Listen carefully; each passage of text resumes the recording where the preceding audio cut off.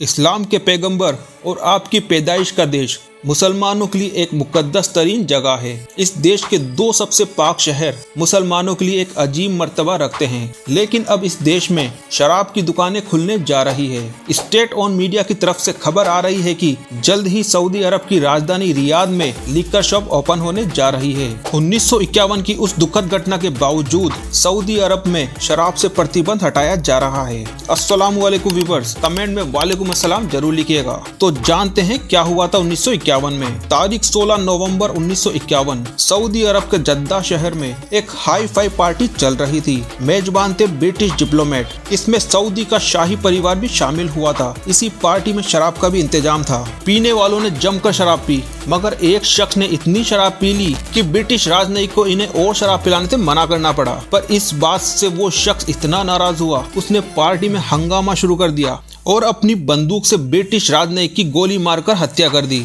जिससे ब्रिटिश राजनयिक की मौके पर ही मौत हो गई। गोली मारने वाले का नाम था प्रिंस मिशारिफ बिन अब्दुल अजीज अल सऊद, सऊदी अरब के तत्कालीन किंग का बेटा। उस घटना के बाद सऊदी किंग ने दो फैसले लिए। क्योंकि प्रिंस सऊदी के शाही फैमिली से था, इसलिए उसको आजीवन जेल में डाल दिया गया और सऊदी अरब में शराब पीना, बेचना, रखना पूरी तरीके से बैन कर दिया गया। अभी तक सऊदी अरब में शराब पीने पर कैद, जुर्माना और सार्वजनिक रूप से कोड़े लगाए जाते थे और विदेशियों को वापस उनके देश डिपोर्ट कर दिया जाता था। पर अब मोहम्मद बिन सलमान ने शराब बेचने पर लगा बैन हटा दिया है। पर अब सवाल ये उठता है कि आखिर मोहम्मद बिन सलमान ऐसा कर क्यों रहे हैं? इस सवाल के जवाब से पहले तुमको ये जानना जरूरी है कि अल्लाह कुरान में क्या फरमा रहा है। सूरह बकरा की आयत 219 में अल्लाह फरमाता है, ए मोहम्मद, ये लोग आपसे शराब और जुए का सवाल करते हैं। आप फरमा दीजिए, इन दोनों में बड़ा गुनाह है। इनमें दुनियावी भी थोड़े फायदे हैं, लेकिन गुनाह बहुत बड़ा है। अब वापस लौटते हैं अपने पिछले सवाल की तरफ कि आखिर मोहम्मद बिन सलमान ने शराब बिक्री पर प्रतिबंध क्यों हटा दिया।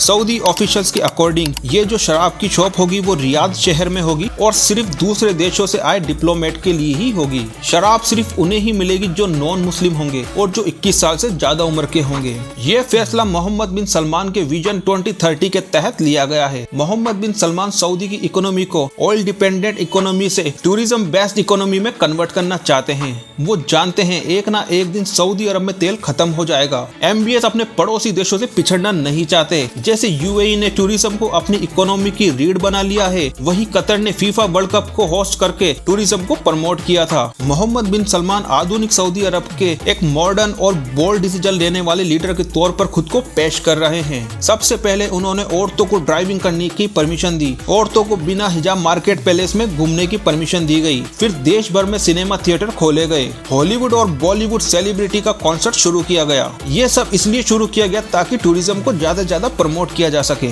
और शराब बेचकर मिलियंस ऑफ डॉलर कमाए जा सके। तो दोस्तों, आपको क्या लगता है सऊदी प्रिंस का ये फैसला कितना सही और कितना गलत है? आप मुझे कमेंट करके जरूर बताएं। मिलते हैं एक और नई वीडियो में एक और नए टॉपिक के साथ। तब तक के लिए जज़ाकल्लाह खैर।